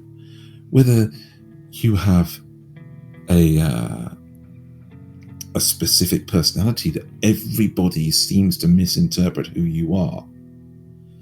There's even notes about one of the members is very clearly just completely agender and off the wall crazy because he loves to create clothes for people, and he's very out there, very expressive, very things, and people would immediately say, "Oh yeah, no, he's just flamboyantly gay," but that's pigeonholing him. That's putting him in too small of a box and putting expectations on him that he doesn't want to and doesn't have to live up to. Fruits Basket covers so many different topics, one after the other, until it addresses the main source of the problem, which is jealousy. the sheer pain that anger and jealousy towards the people that you should love can cause, and the absolute shrinking in on yourself, the isolation that can cause, can hurt everyone around you in ways that you don't even imagine. And it takes outside help, a clear view, somebody from a loving perspective, just caring, somebody who just cares for you, to break you out of it. I think in addition to what Thaylien's saying, one of the most important lessons learned from Fruits Basket is the fact that, family isn't necessarily who you're blood related to. Family is who you are strongly bound to. And you can form better relationships with your peers than you can with, your own siblings. So, it's an interesting tale on that. It is also worth watching because it's straight up adorable. It really is. There is just the simple fact that you turn a kid with orange hair into a ginger tabby, and it's just absolutely. This is the fun of it. Little things. I love how it covers the golden child versus the black sheep kind of dynamic with the two main male protagonists of the show, where one of them is deemed to be special, one of them is deemed to be the troublemaker, but the troublemaker makes friends easy and is always surrounded by people who want to get to know him and be his friend, whereas the guy that's the overachiever and the prince of the family feels like he's isolated, and both of them wish in some way that they could be the other. And it really does break into that, how your perception of somebody else is not their perception of you, and it's definitely not your perception of yourself. So I love all of the things that this show addresses, all the lessons. Seems to be a new one every couple of episodes. Right. Does anyone have any others that they would like to talk about? Any other lessons? No. No? Just thought I was going to say, I definitely have to watch Fruits Basket after that. Yeah. Thaylien is very persuasive. Oh, I have the salesman pitch. One that I certainly want to briefly touch upon is actually Great Teacher Onizuka. So this is a golden oldie. It's a classic, and so the whole series is basically about a delinquent that ultimately ends up becoming a high school teacher. And we're talking about someone that used to be a thug, that would just go around late at night, just beating up different gangs, and someone that you wouldn't want to aspire to, and certainly that one that you wouldn't want to be the teacher of your kids' classroom. But the great thing that Onizuka really teaches, or GTO, is people learn in different ways. People don't necessarily have the same mental faculties, the mental processing capabilities as everyone else. Some people learn more by doing. Some people learn by having restrictions put upon them. Some people learn better when they're free, right? And that's something that I've really taken into my own life. Is like, if I'm ever having to teach someone something, I say to them, okay, I could either talk at you, right? If that's how best you learn, or I can give you reading material, or I can actually do an exercise with you where you do it yourself and I guide you through it, right?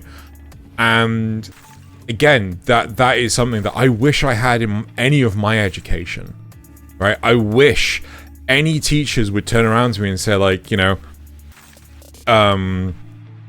work through the problem with me, as opposed to just talk down at me, right? As if I'm just stupid. And that's certainly a lesson I picked up from GTO. It's a good lesson. Treating something that the school system gets very wrong a lot of the time is that students are a body together. They're very rarely the individuals.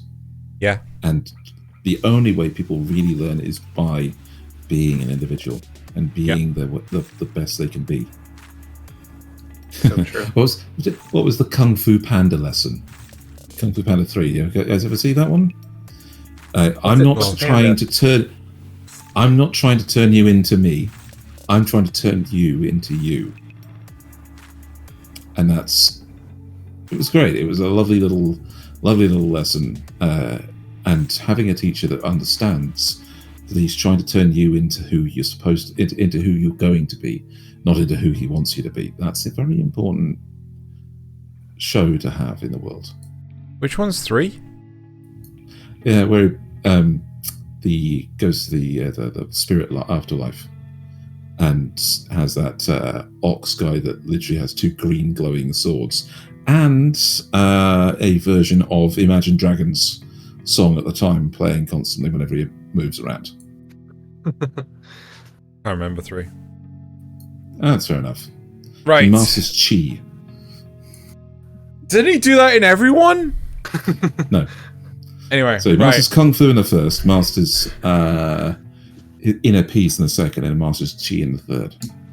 Oh, the second one's the one I'm thinking of with Gary Oldman as the peacock. It's with the peacock. Yeah. Oh, Gary Which was Oldman. Possibly the best one. It's got Gary Oldman in it. Yes. Also, anyway, really good antagonist. So, yes. He's just a really good actor, period. But regardless. Makes everything better. Yeah. Okay. Anyone want to take anything else, or should we wrap up?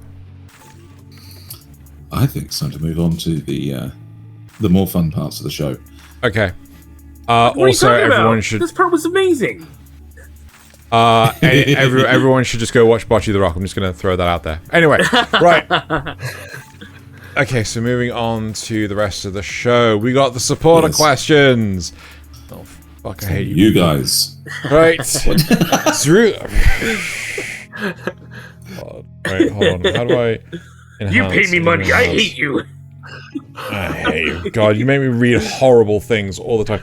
So Zrugal says, before I read out the supporter questions, I just want to thank you all for watching or listening to our podcast, and also thank the guest for attending. Aric, you've been brilliant. Please hit that thumbs up button and leave a comment if there's anything you'd like. If there's anything you'd like to say, we read them all. Right? Zrugal also says, visit the socials down below. Zrugal also says, if your life was an anime, what genre would it be? Xeno's got to be Office. Yeah, slice of work for Xeno. Yep. Yeah, slice of life work Office kind of anime.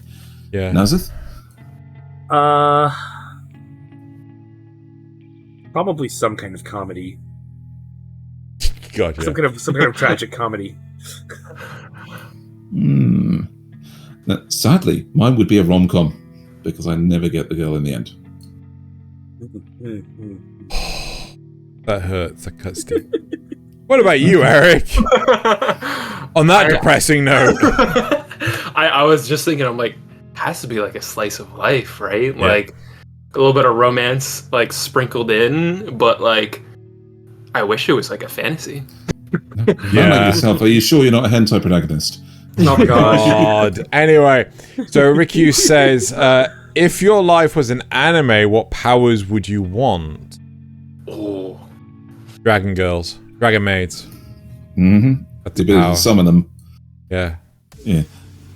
I'm just going to stick with my favourite. I just want power of flight. Flight for me would just do, and it solves so much. I mean, I was going to say something similar. The ability to float either half an inch or 6 feet off the ground, depending on, or anywhere between those two, depending on what I want. You know, half an inch. Half an inch Because it means you could never 6 feet. Yes, so you'd never ever suffer fall damage. Anyway, Aric. I could make it look like I'm on the ground, but I'm just kind of floating right above it. You know, menacing. you never need shoes. T-posing Ever.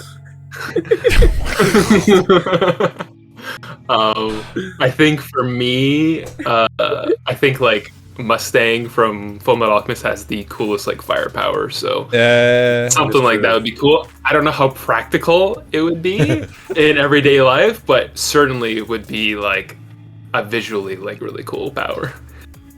Well, I mean, if you didn't want to go to work one day, I was like, oh shit, the road's on fire. Oh well.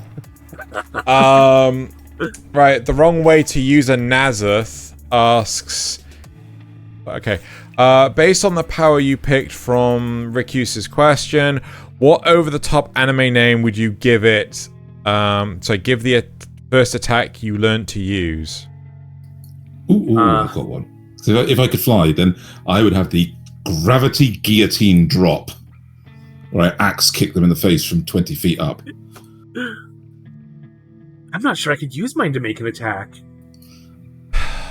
Oh yes, you could, because of course you're floating, so you've got zero friction slide. Yeah, you'd have a zero friction leg sweep. I'd still have to worry about air resistance. However, Yeah, you have a point there. I do. You need that. I don't know. I feel Unlimited maid works. Oh my god. Okay. Thaylien, you're on a roll. You know what's Aric's gonna be? Yeah. No, I think you have to go back to the classics with like Dragon Ball, the original Dragon Ball Z saga, before the Saiyan saga, and you'd have to go for the Big Bang attack. Right, original Saiyan saga, the Big Bang attack. Come on, where you start an explosion and then you explode it harder with a secondary one. Yeah, I like it. Right. Better than what I was gonna say. What were you gonna say? I was gonna like flamethrower or something like yeah. That was way better. Right. Okay, so let's move on to the comments from last week. So first of all, we have the news. Zrul says, during our mobile games section, how many things did we talk about last? I can't remember any of what we talked about. It was like 2 or 3. Okay, fine. Oh my gosh. I know this one. Oh yeah, so for your benefit, Aric, we talked about a game that's coming out and closing 3 months later. And they announced it in the same tweet. Same tweet. They announced the release and its closure 3 months later. It was stupid. Limited time game only. Yeah. Don't see those very often.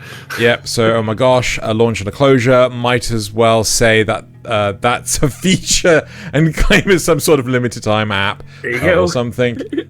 And then he asks, is Thaylien just putting more and more stickers on his arm? What? Yes, I scrolled back up and he's got one on his headphones. They're going everywhere. Oh my god. Did you count how many you had in the end?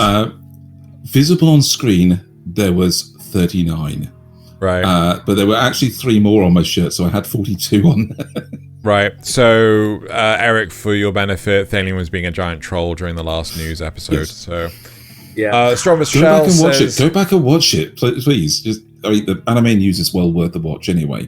But it was a meme against Nasuth because every time he talks, I added a green square to myself. Yep. Anyway, Strongest Shell says, I'm pretty situational. Sorry, I'm pretty situational capital punishment, but it's hard to argue. It's argue against it in an arson case like that. So this was the Kyoto animation fire. Yeah, I think 2019, 2017. Yeah, and he killed like 37 people. And injured more. 36 people killed and 32 and as many people injured. Yes. Yeah. And the guy is getting the death penalty. So I could have really used that Pokemon Dragon Quest chart when talking to a friend about Power World before, so thank you. I'm sure you can guess what that is about. I was just gonna say, I was like, oh, yep, makes sense already. Interestingly, Skill Up covered the cancellation on the Final Fantasy XIV live-action TV series and the Love Live school idol launch and shutdown, so you guys are in good company. Nice. We do need a little bit more collaboration with Skill Up. Do we? That could be fun. Fucking raise the bar, why don't you? Right, okay. And now from the comments from the cast. I think it's Ayadel Babalola. Okay, gonna go with that. Found you guys by accident. I'm very basic. I love OP characters. This is why I like solo leveling. I mean, you're welcome to your opinion. Welcome to the show. I haven't watched 5. I don't. It's all right. We will let you know if it becomes good later, Xeno. No, you won't. You'll lie to me. I know you will. Strongest Shell says, I love the new rating. I keep hearing how great solo leveling is, but I just don't get it. It's the same format we've seen before. At least hang on. So we watched the rating episode. So you know what the new rating was. Yes. It was the I can't believe it's not hentai. Yes.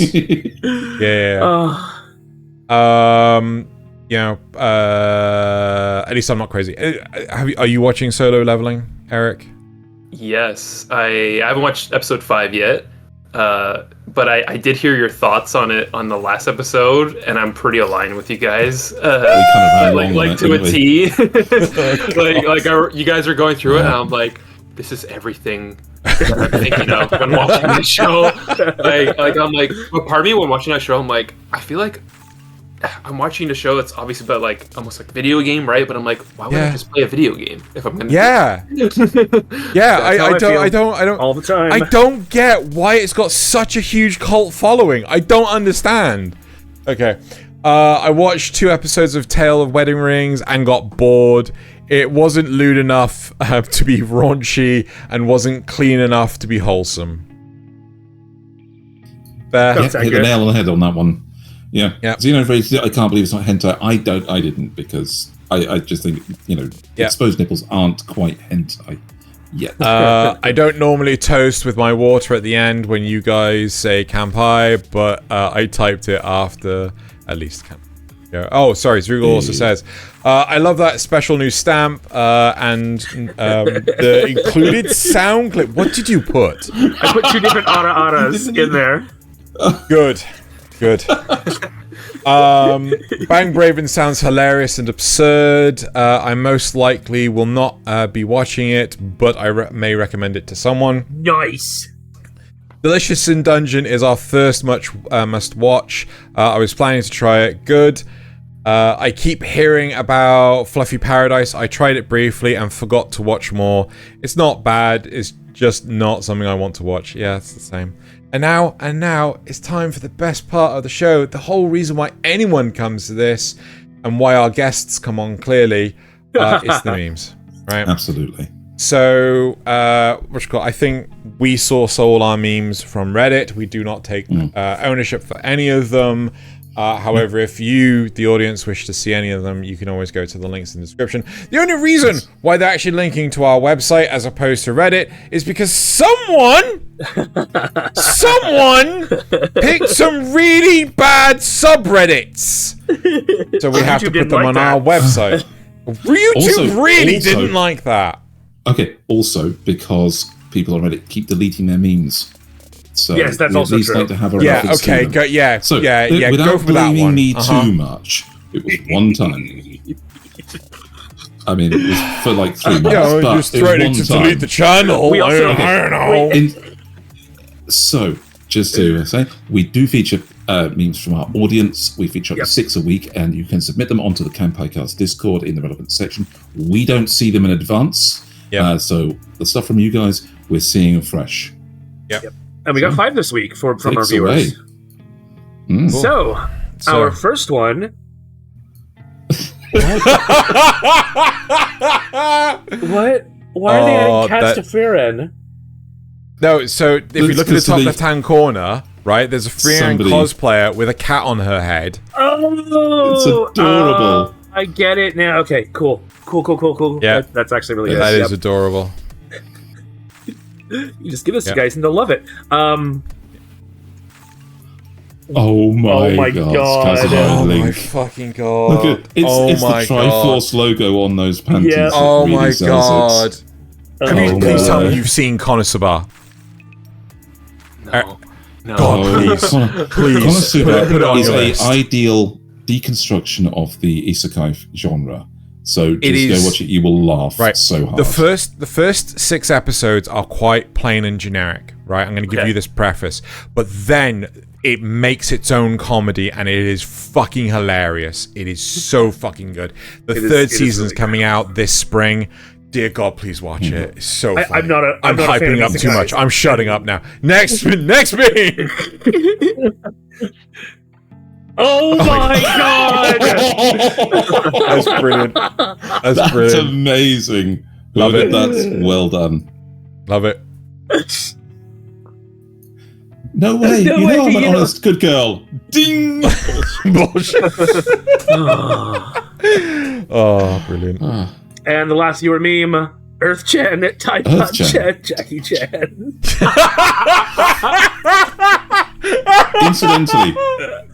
Incidentally, all of which share the thing of do not eat them. Yeah. I can't remember which Jackie Chan movie that's from. No.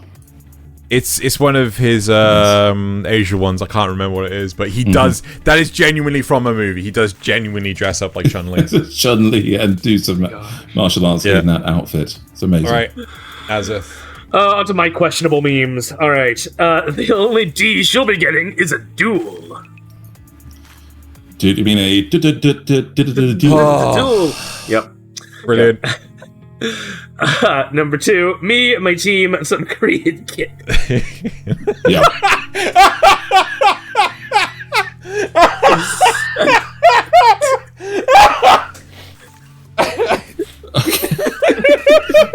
You know, you were right up there. Oh, it's just a brilliant gamer meme. I was just like, oh my god. Yep. That Korean kid is doing so much carrying. Yeah. Right, meme number 3. Dragon Ball and Sailor Moon fans, Toei, please take proper care of your anime film, stock, and audio. Yes, thank you. I'm so blind I couldn't read that. Toei Animation just like, nope. Limbo. Oh my god.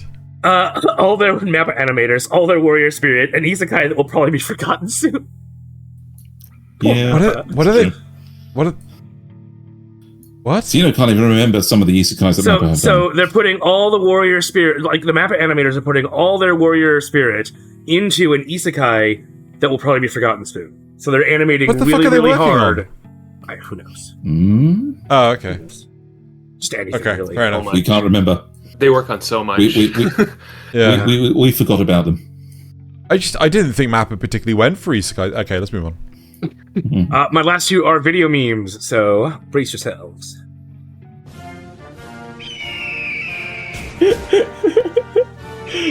Combine the iron and magic ores, circulate mana from the magic stone through it, and we get... What? America. Freedom. He's going to teach those magicians a Smith and lesson. Oh my god. And my final one. Steps for getting a good night's sleep: to eat a healthy dinner, brush your teeth, check for monsters under the bed, use a body pillow, and enjoy your peaceful slumber. Wow. The brush your teeth. Oh Yep. my Oh, god. no. If you don't know what that one's from, consider yourself lucky. Yes. Yeah, don't brush anybody else's teeth. Ugh. Right. On You the have to add Thalien's it. questionable memes. Can't you do something about your superiority complex? But I am superior. Yep. Okay. Yep. Yeah. It's like, when did Gundam get so woke? 1979!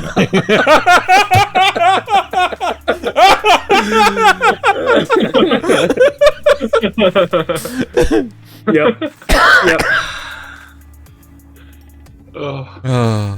Strength, surf, cut, rock smash. The Oh Avatar. my god. Oh my god. Pokemon players know. That's It's perfect. so for Nasuth's benefit, right? Those are all HMs. They're all specific skills that yes. you need in the world to actually get past certain Right. puzzles. And so you right? put them all this in one Pokemon. Yeah, so this one Pokemon can learn them all. Can learn them all. Right. Here's the Avatar. Yeah. Got it. That's the joke there. There you go. Pokemon. Thank you. Good. Red pill, Hahari. Sorry, red pill, Hakari. Blue pill, Hahari. Did you watch 100? The 100 girlfriends that really love you. No. It's funny. It's so funny. So, in the premise here, it turns out that both the mother and daughter are destined to be his girlfriend. No. Yeah. Honest. Oh, so no. it's really funny. Honestly, like you may not enjoy it. It's couldn't played stop for laughs, laughing. and it's done so well. Yeah. All right. Right. Booty Royale manga author announces retirement as a mangaka because it has become too difficult to draw a manga about boobs at home. This is what working from home is supposed to do for you. But no. Oh my god. Wow. And Thalien's last one is another video meme. Well, here, say something. Hey, this is Homer Simpson saying howdy to all the girls out there in Radio Land.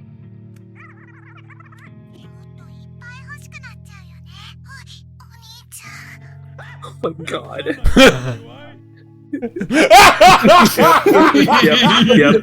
Yep. Oh, Bocce. Copyright strike. Oh, hey. All right. Zeno. Right. You guys always act like you're better than me. We got Rent a Girlfriend, and then we've got the girl I like forgot her glasses. The Dangers of My Heart. I do not know what the third one is. I do not recognize it. But the whole point is, yeah, they're all All like that. slice of life garbage. Yep. No, they're all rom-coms. Rom-com garbage. It's all rom-com garbage. Yeah. Right. Yeah. So Number 2. And then you got big titties. Mistake. I remember when he said that. Yeah, I do remember when he said that. Yep, 100%. It's a great quote. Oh my god. 100% real. Yep. Next. Next is the video meme.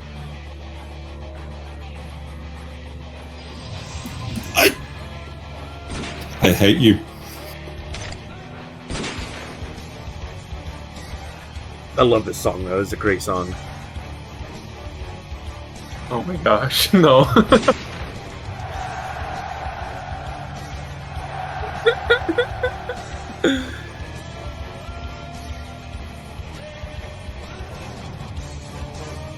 Oh my god.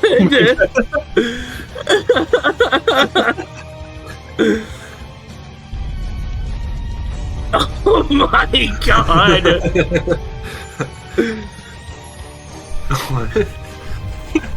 Whoever did this put way too much work into this. Holy crap.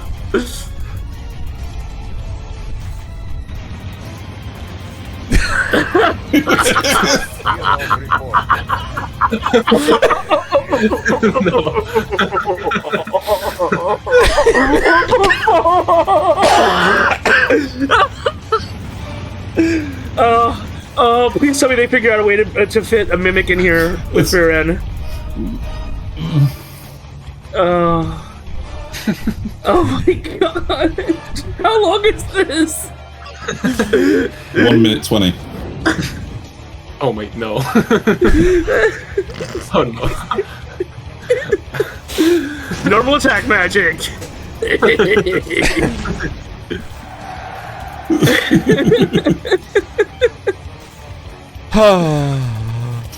keeps getting that is bigger. incredible.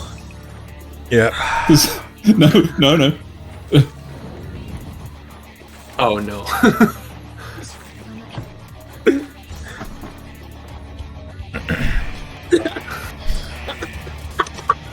So that's what she's got in her suitcase.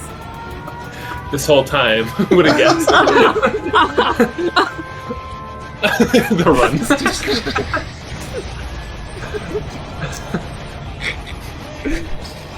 Holy crap. Oh no.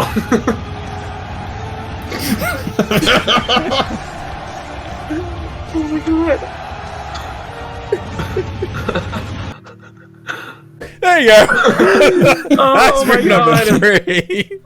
Holy crap. Number 4. Hey, you guys, I posted this into the Kanpai Cast Discord, just so you guys did know. you? So I missed passed it this one somehow. up in favor of shorter memes. It was worth it. Moving on, number 4. Every second was great. Friendship ended with Isekai. Now Slice of Life is my best friend. Jesus. Number 5. Oh, I do like that they had Inuyasha in there though. That's cool.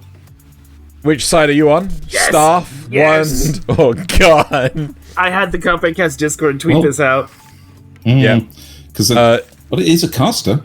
Yep, it is. It is. I don't know, Aric, if you've watched one Outlaw Star. No. Yeah. That's a classic. Must watch. Add it to your list. Well worth a watch. That's the reference. And then my last one.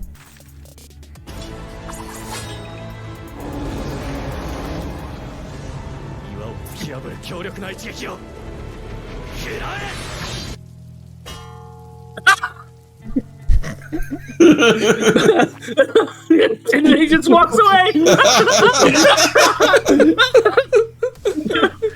Holy shit. That was the one I was really upset if you had actually stolen from me now. There's some really good memes this week. Waddle waddle. Oh, yep, right. That is it for this week. Aric, it's been absolutely brilliant having you on. Thank you so much for joining us. Thank you for having me. This is great. Good topic choice. Glad we could talk a lot about it. It was great. And that is the end for this week's episode. So thank you all for watching / listening. And now it's time to bottoms up and Kanpai! I'm actually out of my drink. Typical. Again, typical.